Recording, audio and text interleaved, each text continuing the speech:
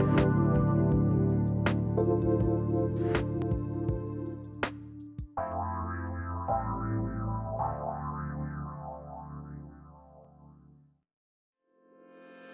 do you start your day? Are you focused, energized, and tuned in to your higher self? Or do you wake up anxious, unmotivated, and already overwhelmed by your giant to-do list? Welcome to Coffee with the Universe with Laura Goldstein, where we'll have inspiring and practical conversations around how to reverse daily struggle and show up calm, collected, and confident instead. As a psychotherapist, spiritual advisor, yoga teacher, and influential speaker, Laura will discuss all things morning routine for increased productivity, mental clarity, greater connection with self, and better decision making. So grab your favorite cup of joe and come sit down with Laura. Coffee with the Universe starts now. Hello, everybody, and welcome to Coffee with the Universe, where we have conversations around how to start your day calm, collected, confident, and connected to your higher self. Before we get started, I want to welcome two people. One is in the background. We have a new producer, Edvin. So welcome, Edvin. You'll hear him pipe in his little nuggets of wisdom every so often. So we welcome you to the show. Hello. And also my guest today, Steve Lawson, founder of Monk Manual. And I am so excited because I love productivity, but I think sometimes productivity or that sense of having to be, quote, productive sets us up to be super busy and not very intentional. And I found this planner called the Monk Manual, but it's not really a planner. I'm sure Stephen will get more into that. And it's really changed my life. So we're going to dive right in. I do want to remind you, this is a live call-in show. So if you do have a question about today's topic, or you just want to comment, maybe you're a Monk Manual user and want to say how awesome it is, please feel free to do that. The call-in number is 1-800-930-2819. And if you're watching on the Transformation Talk Radio Facebook page, please feel free to type in your question or comment in the chat box. Edvin will be monitoring that and we'll be sharing that information with us. All right, so let's dive in. The Monk Manual, there's a whole philosophy behind this. And so I'm going to have Stephen introduce himself because he'll do a much better job at it than I will. So go ahead, Stephen, just introduce yourself and tell everybody a little bit about who you are and maybe what your philosophy is behind the Monk Manual. Great. Well, first of all, Laura, thank you so much for having me on. I'm really excited for this conversation today. It's difficult for me to speak concisely around the Monk Manual because it's one of those things that is so deeply intertwined with my own journey that it's really kind of like there's an iceberg underneath it, right? There's a lot.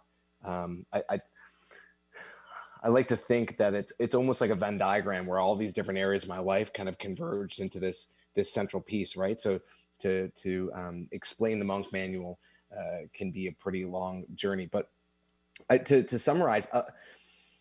When I was a high schooler, actually, I started getting really into this idea that it was better to live an examined life than one that wasn't examined, that it's better to kind of confront some level of deeper truth, even if it makes you feel uncomfortable. And I think that started orienting me down a path where I got really into philosophy, really into productivity, psychology, spiritual growth, in different phases and kind of in different manifestations over different periods of my life.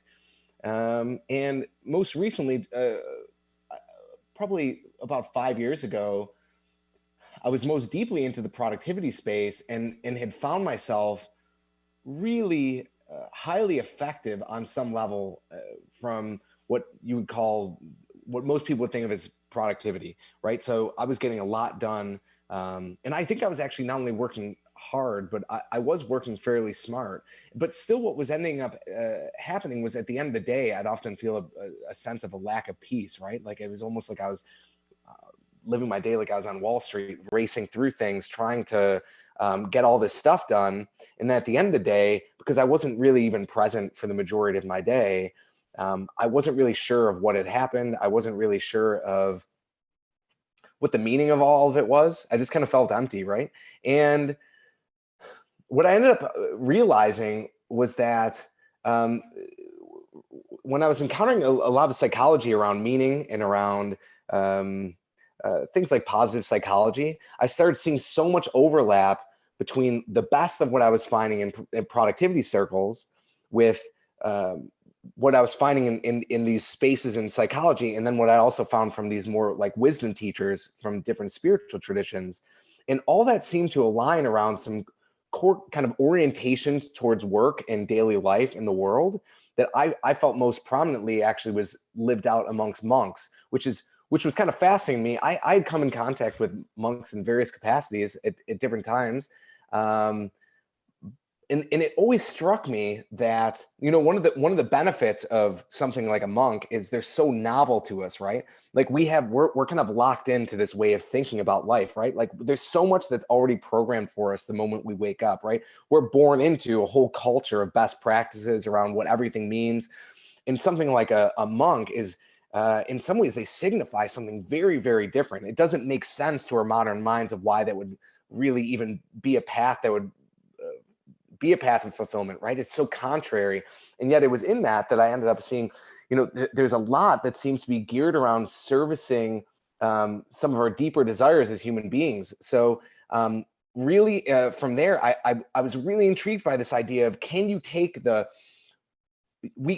really don't believe that we can live the true form of monasticism in the world, right? We can't live, most of us can't live a regimented schedule where every day at 11 o'clock, we're doing manual labor or teaching, and then we're in meditation. And then we live in a very dynamic environment. But I did think that we could potentially arrive at some of the same functionality, the core function of why someone would join a monastery, that we could arrive at some of those same things through intentionality, through things like reflection, preparation.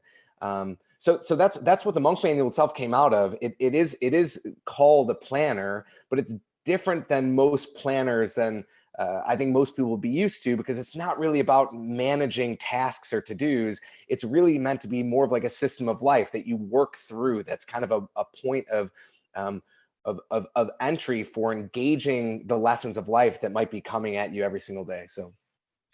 Yeah, I agree. I would have called myself, and maybe I still do, a little bit of a planner junkie, just because I love planning. It's like built into my soul. I joke that like I came out of the womb with like highlighters and color-coded sticky notes, like ready to organize.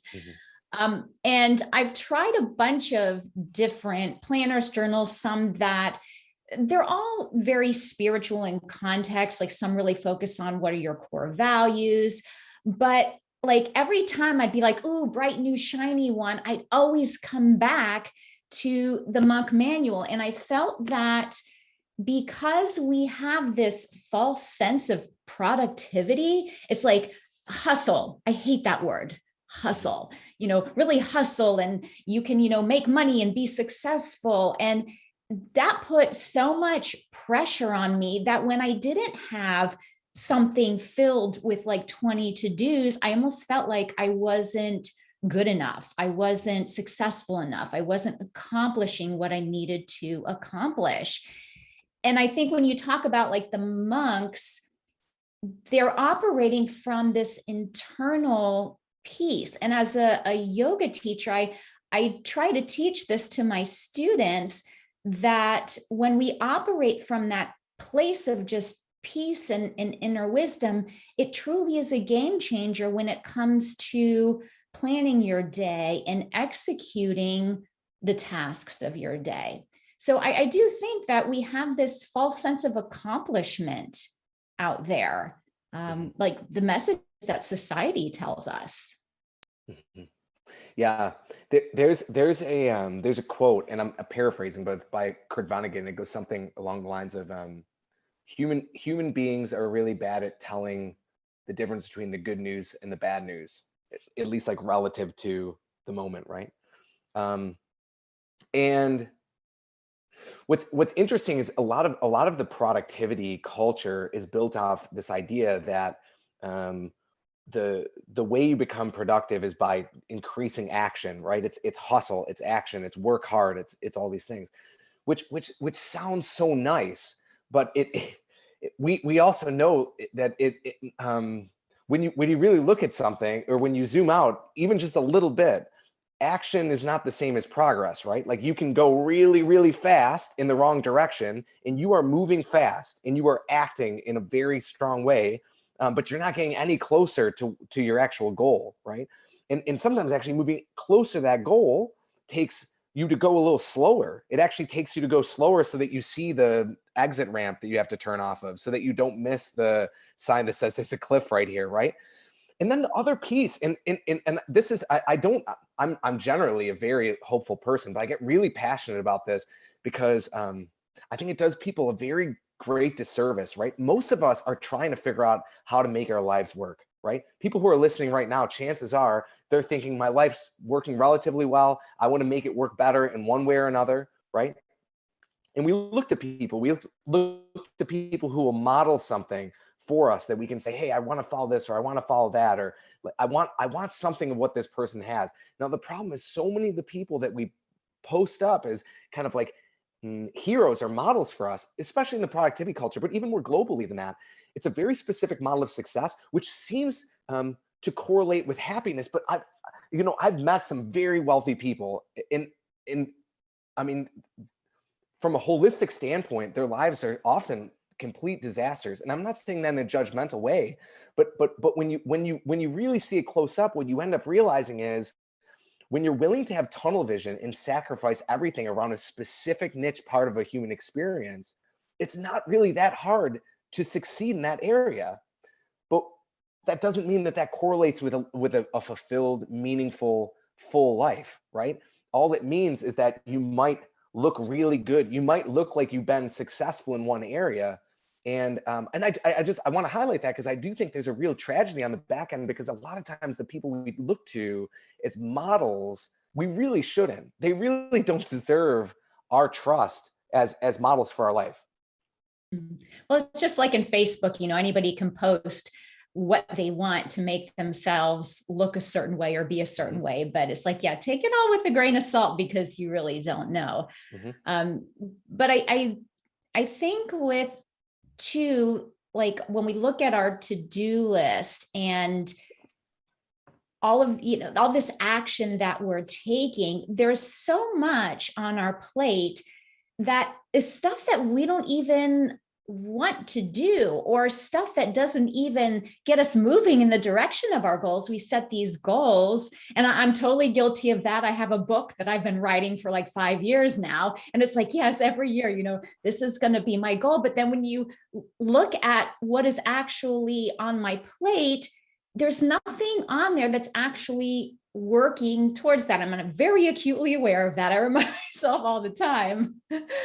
But in general, there is this tendency to fill our lives with activities that isn't even our activities. It's to please somebody else, because we think we should, because we think we have to.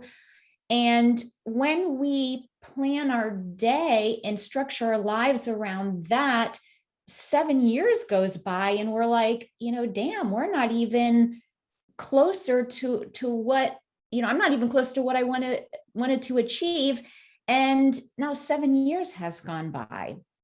And I feel like having a plan to slow that down, just like you say, it actually makes you more productive. And I know it seems so back-ass, or it's like slow down and do less and you'll be more productive, but this has really taught me that truly is the case.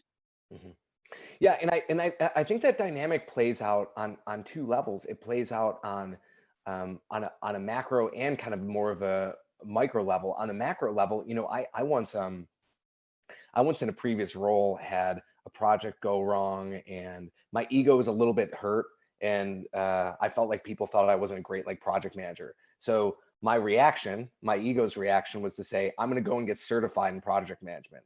I started taking this class. I probably spent 30 hours, legitimately 30 hours on this. And then I ended up realizing 30 hours later that I really did not care about this at all. And actually, I don't even enjoy project management. And it was the stupidest thing to invest in. And I don't know what I was trying to prove. And thank God that I actually ended up realizing that when I did, because I saved some time. But that was 30 hours just completely wasted. That felt necessary at the time, but I wasn't really aware of why I was doing it. I was kind of just being carried by this current, right? And unfortunately, like that can happen on big projects. That can happen on even bigger scales, right? Where you get carried by kind of the momentum of whatever it is, trying to prove yourself this or that. But then on the micro level, I once had a mentor who had me go through an incredible process where they asked me to go and go through my day and write down everything that I do, right? I actually went through a whole week. I wrote down everything I did. And I didn't know what the end point of this was.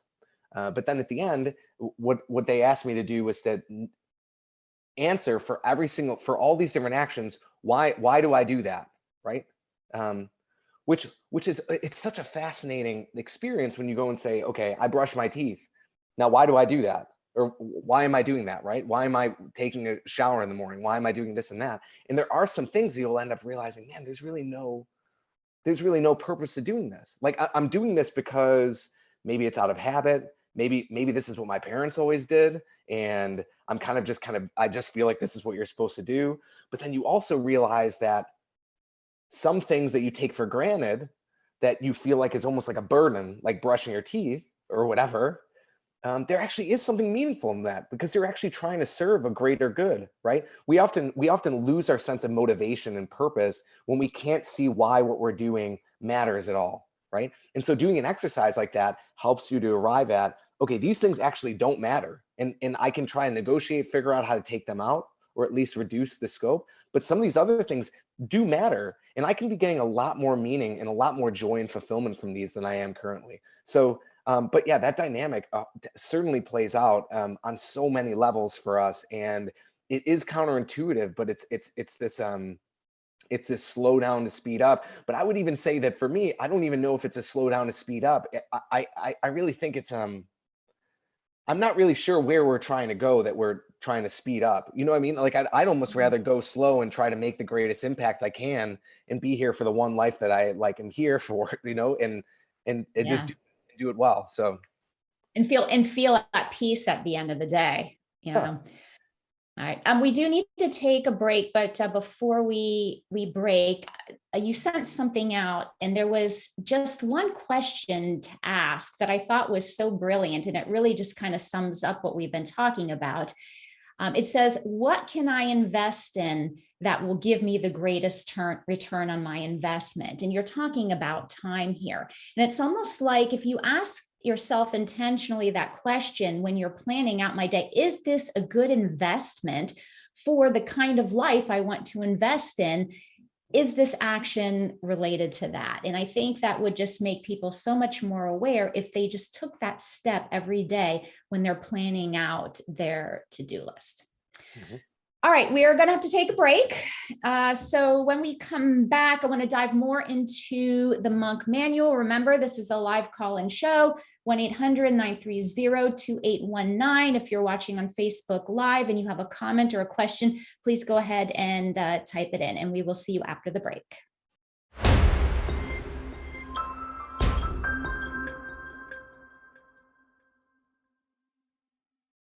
Hello and welcome back to Coffee with the Universe. Today I am talking with Steve Lawson, founder of Monk Manual, which is kind of like a planner, but it's not really a planner. It's a tool that helps you be much more intentional with what you're doing. And it's really helpful for those that are kind of, sometimes we hit this point in, I want to say like a midlife crisis, a midlife transformation, where we really start to question what we're doing and why, and are we living a purposeful life? Are we doing the things that matter? And in my planner experience, this Monk Manual is the one that I've always come back to. So before the break, we talked a little bit about how productivity in itself is a little deceiving because there's always this pressure to do more, to be more, to get more done. But the trick is really slowing down and being more intentional so that you can feel complete and purposeful at the end of the day. So let's dive in a little bit to the inside of the book. Now, I know that people who are listening can't see, and so I'm not really going to do a bunch of screen sharing. But Stephen, can you talk a little bit about how you've broken up this monk manual to support people in that goal of just being more intentional? Mm-hmm.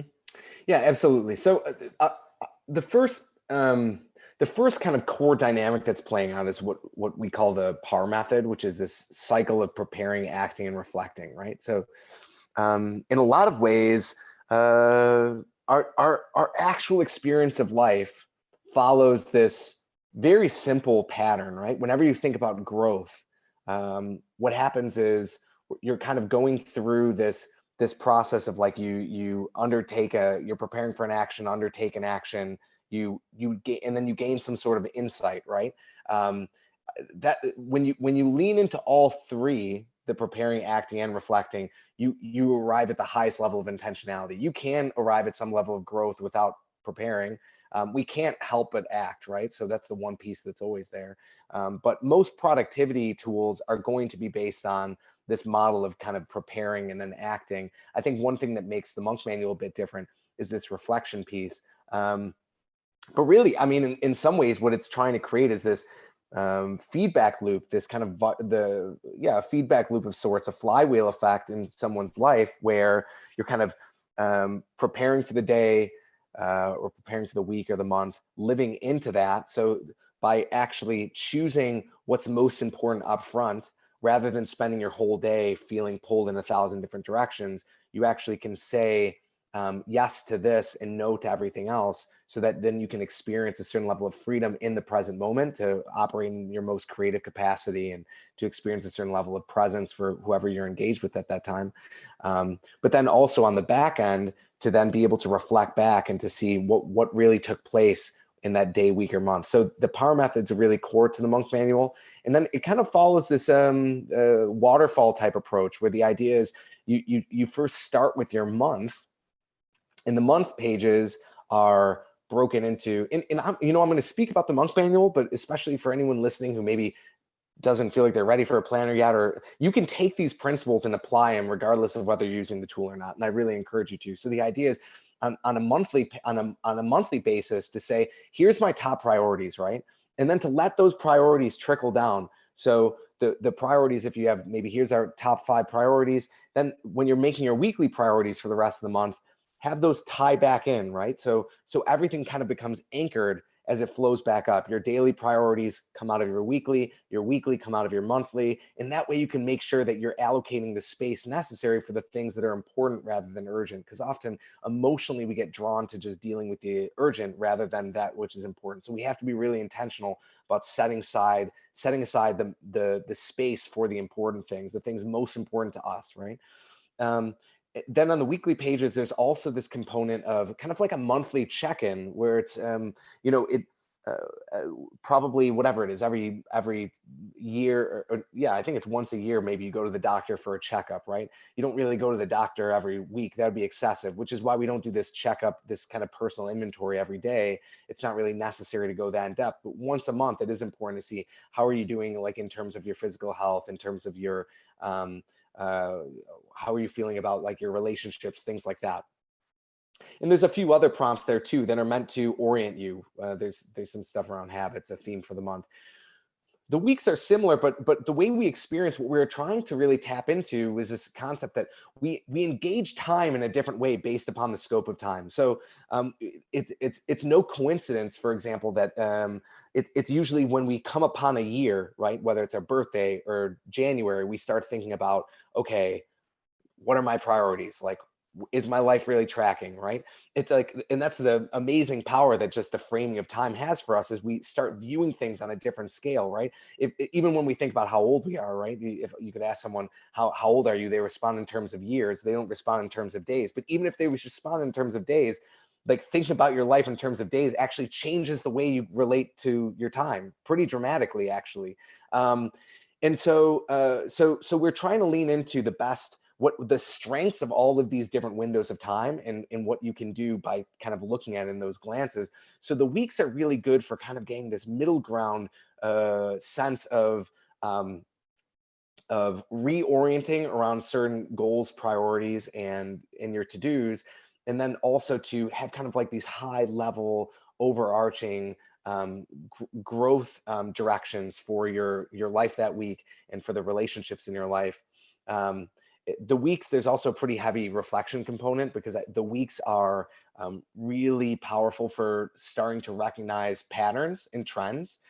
They're just long enough where you can see enough time passing where you can see certain trends in your life, but not too much time that you're forgetting about everything.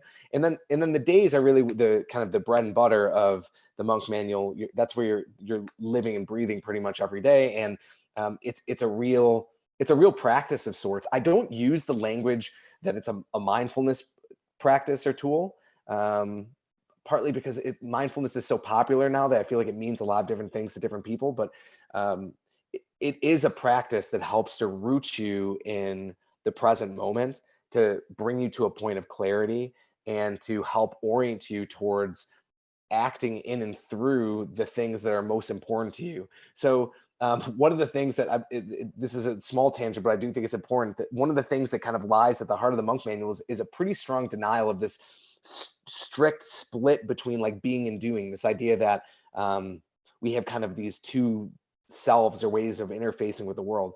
I don't think that mindfulness or meditation or being, or this idea of being, isn't something we do kind of as a correlating practice from all this doing. I think that the goal is to fully do, like to really do our most important work, our most important life tasks. And that's not always projects. That might be our relationships. That might be whatever it is.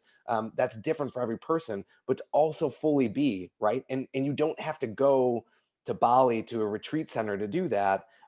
You can practice, like our whole life is our field of practice, right? Like everything is the material for us to be and do. And so it's just being conscious of that and choosing it. So that's in a nutshell the framework for the Monk Manual.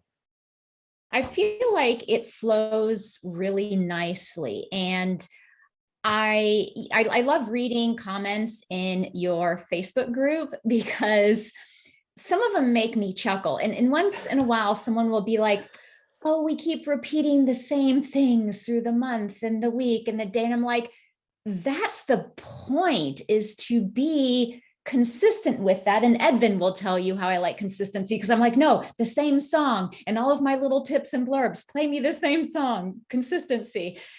It's through that we become very aware of our actions, because before I would fill out like the monthly section of, any planner or whatever, if it had a monthly section, and I'd have like, oh, this is what I want to accomplish in the month. But then at the end of the month, when I actually looked at my daily to-dos, none of it really had anything to do with what I wanted to accomplish for the month. It was just like whatever came my way, I would just start on that, and pretty soon I'd be changing direction. And I feel like the Monk Manual allows me to, be general in the month. What do I want to prepare for? But then the week, it's like, okay, let me reflect back to this and look at my priority list items. And then, my dailies, again, what are those priority list items, which then refers me back to the weeklies, which refers me back to the monthly. And I can see how people who are used to just kind of going, see this as, well, we're just rewriting the same thing. But let me tell you, I've gotten more done by rewriting and just kind of following the system than when I just piled random stuff on my plate because it was what was thrown at me. Yeah. There's I really believe that how do I say this? I believe that we lie to ourselves all the time, right? intentionally or unintentionally, we often lie to ourselves. And on the flip side of this productivity being a whole badge of honor within our culture, the other side of that is often there's a lot of shame that's carried for people around their work, how they handle their work, how effective they feel they are with their time, are they getting things done. And one of the things that's really interesting is I brought up once in the Facebook group around time tracking, and I just asked people, has anyone ever tracked all their time? And there were a number of people who said, I haven't. And they were really honest. And they said the reason why is because like, I'm very afraid to see like how I actually spend my time. And I'm so, in some ways, like that's such a courageous thing to actually own that. But there is some truth to sometimes what can seem like a waste of time where maybe you're repeating things or this or that. What that really is doing is it's creating a level of accountability and honesty, or at least transparency, right? And even if that ends up bringing up, I think a lot of people don't want to do that really because it can bring up feelings of shame. It's rare to me when someone says, I don't want to go and do that. The reflection piece is just, it's a waste of time. When someone says that, I can almost guarantee that they're not very productive. I'm not to sound like judgmental, but like it does correlate, right? And so there's this piece where when someone is willing to go and do that work and is willing to drive that accountability, yes, it does feel like slowing down. But I think the real issue is it can be scary when there, especially if there's kind of any sort of lurking shame to go and see these things. But even that is actually one of the greatest benefits, I think, of a tool like the Monk Manual, or of any time you come face to face with some level of reality, is those negative feelings that end up getting brought up. The only way you actually get to resolve them is for them to come up, right? For them to see, for you to see, okay, I have a lot of shame around how I use time, and to have to maybe even sit in that a little bit and work through it, because that's always there. It's just usually latent, right? And it's making you avoid all this stuff that you're totally unconscious to. So yeah, I just think any practice, and this goes beyond productivity, but any practice that brings us closer with honesty and like truth, reality itself, is always one of the best things we can do, right? But it's also very, very scary. Like those are the things that I know, because I experienced it as well, are the things that you don't want to look at, right? Like we're like programmed to not look at those things. So, oh, sure. Like even emotions, a lot of the work that I do in terms of the more coaching and counseling piece is that whole, I don't want to acknowledge my emotions. I don't want to acknowledge what I'm like stuffing on the inside.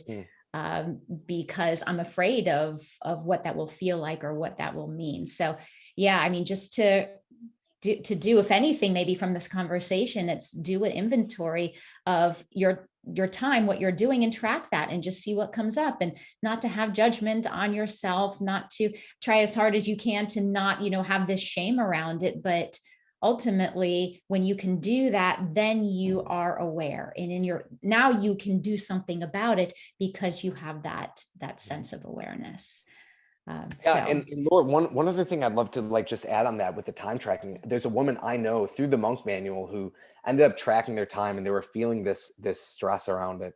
And it was through doing it that they actually ended up coming out to the other side, where they ended up realizing that they were being way too hard on themselves because they were a stay-at-home mom, and there was so much time required that they were not accounting for just being a mother. So it's not always like you're coming face to face with something that you need to be doing more of. It might just be giving yourself more allowances to realize the state in life I'm in right now, I'm not being realistic. So we need to take a break. But before you go, Stephen, can you please tell people where, if they want to learn more about the Monk Manual, where they can do that? I don't know, like if you have like a newsletter, or where do you want them to go? What do you want them to do? Yeah, absolutely. So the best place to go is monkmanual.com. But you can also go to first.monkmanual.com and download the daily pages for free. So if you want to try out the pages, you can do that there. But just check out the website, and it might give you some ideas for inspiration, whether you decide to use it or not. But thank you so much for having me on here. I love your product here. Thank you so much for having the inspiration and doing the research to create this, because it really has been kind of a lifesaver for me in terms of feeling peaceful at the end of the day. So thank you so much.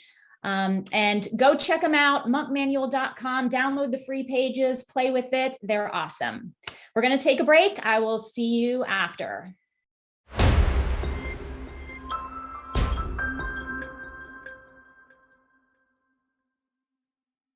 Welcome back to Coffee with the Universe, where we talk all things how to start your day calm, collected, confident, and connected to your higher self. That's what we've been talking about in this show, is that sense of like being busy, but feeling like unfulfilled and unaccomplished. It's like, how can I be so busy and hustle, yet it's not doing anything for me? I still don't feel like I've done anything. It's like I'm busy, but I'm not. And we had Stephen Lawson on the show, the founder of Monk Manual. And I just want to talk a little bit about this book and why I kept coming back to it. And I've said that this book has really helped me feel peaceful at the end of the day. And this is because I really come from a place of a lot of anxiety. That was a little bit of my journey. And I do believe it has a lot to do. I'm a Libra. I am an air sign. And us Libras are always in our head. There is a lot of mental chatter going on, a lot of talking, and it's really easy for me to get caught up in my thoughts, the chatter, what other people say, just the constant noise in my head. And partly too, I wasn't making decisions that were really who I was, and it was giving me a lot of anxiety. I remember sitting on my yoga mat one day and thinking like, oh my gosh, is this what an existential crisis feels like? Because I had so much anxiety and I felt like no matter what I did, I didn't have a sense of purpose and I wasn't being fulfilled. But it wasn't until I found the Monk Manual that it slowed me down enough to start to pay attention to what I was doing and why. And I really think that's the key to being more productive. It's thinking about, look at what's on my schedule for the day, and does this align to my values? Because that's really important. Does it align to my values? Is it going to get me to where I want to go? And is it balanced? Is there some semblance of equanimity between like my relationships, fostering relationship growth, doing work-related stuff, personal care, tending to your finances? A lot of times we think productivity has to do with work and career, and especially like myself, if you're self-employed, our life is almost our work because it's fun. You know, our work is a natural extension of who we are. So it's really easy to have a whole to-do list of just work-related tasks and not take time out for self-care. And what caught my attention with this was the premise of monks. Because when you think about a monk, you're like, oh my gosh, they must live like a really boring life because, you know, they wake up early, they meditate, they chant, then they have, you know, studies. And here I am like talking as if I'm a monk and I know like what a monk's life is like. And I don't, but just from reading, it's almost like it's very routine and monotonous, but they have a system that works well. They seem like, based on just what we know from the surface level, it may seem like they don't get a lot done. I think what Stephen was saying in one of his blog posts is like, they're one of the most productive people out there. They get way more done than most of us do. And it's because they're focused on creating balance that's going to support their purpose in the world. And so when I am working in my monk manual, it's always in the morning. That's kind of like the premise of the show, Coffee with the Universe. If you've been watching this for a while, you know that I have a morning routine, and I do have a course called Morning Magic that helps people create a morning routine. But it's within this morning routine that I am working in my monk manual, but I'm also doing some of those things that relate to self-care. Like, for example, the meditation piece in the mornings, I'm doing some yoga stretching, and I always do some meditation. And that mentally prepares me to sit down and really look at my daily tasks from, I guess, a place of non-judgment, and say, okay, look at what I want to accomplish this month. Is what I have planned for today going to support that? Is it going to foster growth in this particular area? Is it my goal? And I ask myself these questions every single day, even though I've been using this planner / journal for quite some time. Because if I don't, then I find myself getting sucked down the rabbit hole of other people's agendas. And if you have a spouse, you know what that can be like. If you have kids, I don't, but if you have kids, you super know what that's like. Pretty soon, your whole day is revolving around their needs and what has to happen for them. So when you give yourself that time in the morning, and some people do this the night before, that's totally fine. I mean, it's really a personal preference, but it allows you to just really say, hey, you know what? These are the top things on my list. And if I get these things done, I will feel accomplished. And the manual here only gives you, I mean, you have like some lines for to-dos, but you have 3 spaces for like your 3 priorities. And I used to fill it up with work-related tasks, but now actually I don't. I create balance through that. And sometimes one of my priorities is just to take a walk, because I know that I have a lot of meetings and appointments. So I know that just by taking a walk, I'm going to ground myself. I'm going to clear my head for the rest of the day. And that's just as important as knocking off something that might be work related that I feel like, oh, if I do this, maybe, it will bring in more income or stuff like that.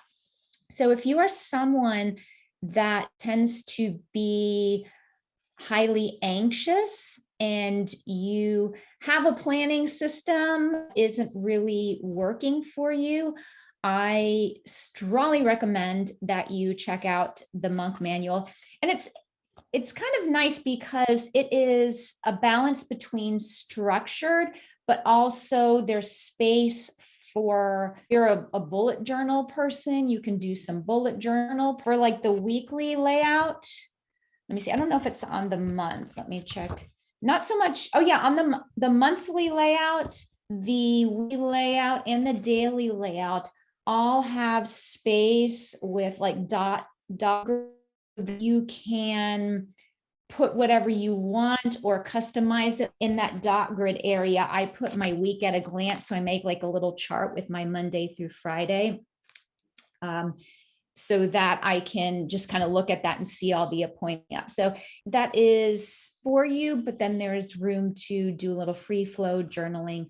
If you would like some support in setting up a morning routine for yourself so that you aren't anxious throughout the day, so that you aren't just constantly reacting to the things that are thrown at you, do check out my little course. It's called Morning Magic. It's not long, the video is short, to help you set up for greater productivity. When I say productivity, I mean purposeful productivity, getting the things done that matters. And I do talk about the Monk Manual in the Morning Magic course. I also talk about other planners, journal systems, because I know not everybody's going to resonate to this. So there are a lot of other options out there that help you do something similar or at least just be more mindful of where your time is going. So if you need support with that, please check it out. You can get that at cwtu.net/morning magic. And it's just a course to help you start your day less anxious and on edge and more calm, collected. We talk about meditation, connecting to your higher self. So it's a really good course for that. All right, we are coming to the end of the show. Thanks for joining me today. I just want to wrap up by saying that there is a difference between being busy and hustling, my least favorite word, and being on purpose. That sense of I have to be busy, I have to hustle, just that word creates a feeling, an energy of stress and anxiety and unfulfillment, despite how much action is taken.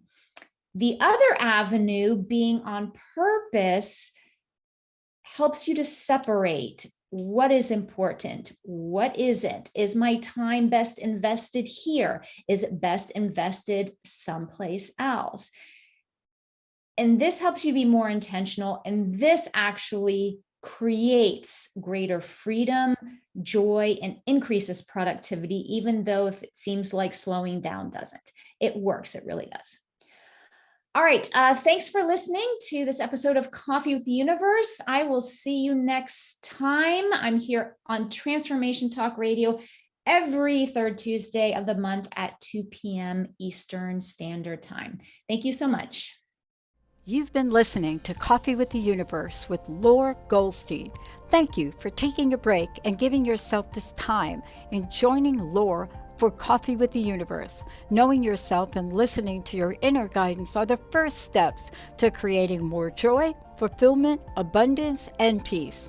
Make sure to come back next time on transformationtalkradio.com to do more live card pulls, share tips, and ideas to help you let go of things that are no longer working so that you can truly be yourself. If you'd like more information or to set up a being, doing, guidance session with Laura, please visit lauragoldstein.com.